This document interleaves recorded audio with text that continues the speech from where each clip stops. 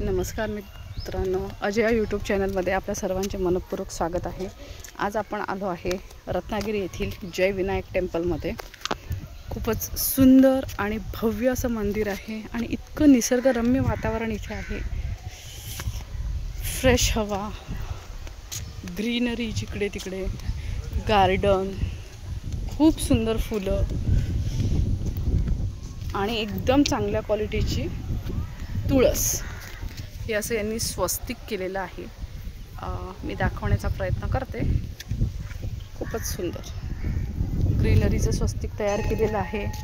इथे ग्रीनरीचा ओम आहे। वा वा, खूपच छान।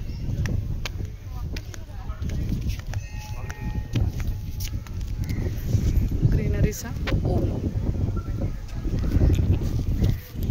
आणि असं आल्हाददायक वातावरण, बाजूला डोंगर हिरवागार आहे आणि हे भव्य मंदिर। आहा, खूपच सुंदर। आणि हे जाताना दुतर्फा मस्त असा रस्ता केलेला आहे। लाल मातीच्या ज्या विटा आहेत त्यांचं, कर्दळीचं बन। वा वा,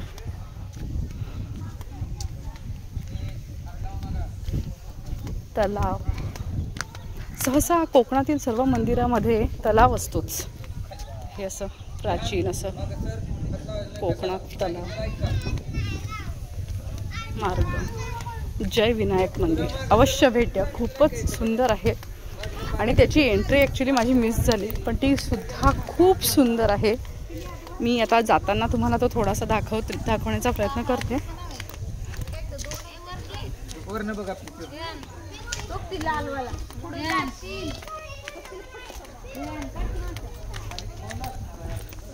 अशी छानपैकी हिरव्यागार फुलांची कमान, दोन रस्ते, सुंदर प्रशस्त आणि बसण्यासाठी सुद्धा खूपच छान जागा केलेली आहे।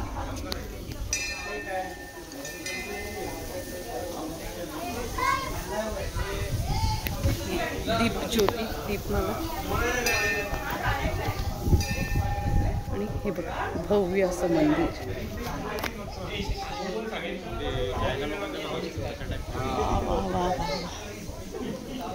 दुतर्फा दीपमाला आहेत।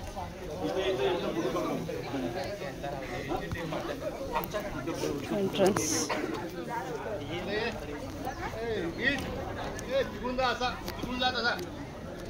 ते बघ, परत मोबाईल पाठ आपले मूषक।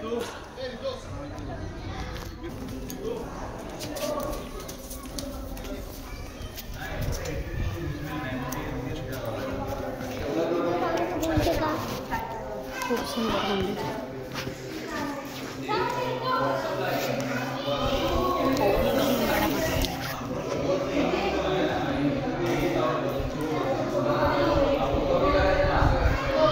बघ ना मुलांचे विणलेले।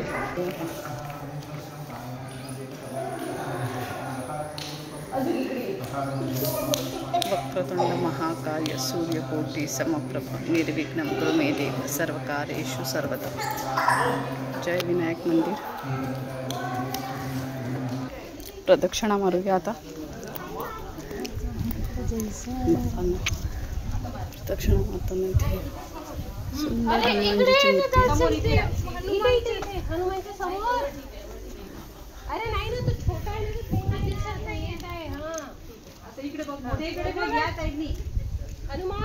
सुंदर असं मंदिर, भव्य आहे अगदी। आयस पायस मंदिर आहे। कोकणामध्ये मंदिरं कोकणातली बघण्यासारखीच आहेत सर्व। गणपतीचा मंत्र लिहिलेला आहे। वक्रतुंड महाकाय सूर्यकोटि समप्रभ निर्विघ्नं कुरु मे देव सर्वकार्येषु सर्वदा। स्वच्छता, इतकं मोठं मंदिर असून सुद्धा आणि इतके झाडं असून कुठेही चालणाऱ्या मार्गावर पान सुद्धा पडलेलं नाही, एवढी स्वच्छता। हे कोकणातल्या मंदिरांचं वैशिष्ट्य। वा वा वा वा, असा व्ह्यू आहे। असं वाटतं इथे बसूनच राहावं। आहा हा, मस्तपैकी आहे। खूपच अगदी म्हणजे असं वाटतंय की रत्नागिरीमध्ये येऊन पूर्ण पैसे वसूल झाले. आम्ही इतक्या वेळा गोव्याला गेलो, पण इथल्यासारखा क्लीन बीच आजपर्यंत बघितला नाही मी. मालगुंड बीच खूप सुंदर बीच आहे तोही. आणि आत्ता आम्हाला येताना गणपतीपुळ्याहून येताना उंडी नावाचा एक बीच लागला. जसं आपण प्रायव्हेट बीच बुक करतो ना, सेम तसं. एकही जण नाही आणि इतकं स्वच्छ, कुठे बॉटल नाही, कुठे कचरा नाही. मस्त, अगदी पूर्ण पैसे वसूल ट्रिप आहे कोकणात आला की. आणि हा सीझन तर, कारण इकडे प्रचंड गरमी असते, त्याच्यामुळे हिवाळ्याचा सीझन नोव्हेंबर डिसेंबर योग्य सीझन आहे. हे बघा, ही अशी प्रदक्षिणा पूर्ण होते या मार्गाने. मी जरा बसले होते निवांत, छान सावली आली होती.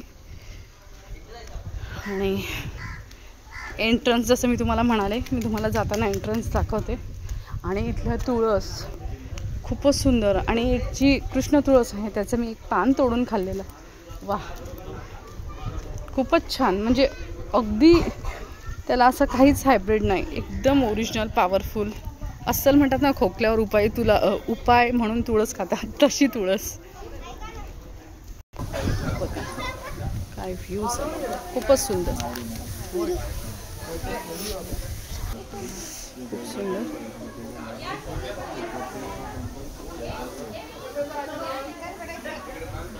खूपच सुंदर. तुम्हाला जर हा व्हिडिओ आवडला असेल तर नक्की लाईक करा, सबस्क्राईब करा, जेणेकरून जे लोक कोकणामध्ये रत्नागिरी साईडला, गणपतीपुळे साईडला व्हिजिट करतील त्यांनाही हे एक्सप्लोअर करता यावं. थँक्यू.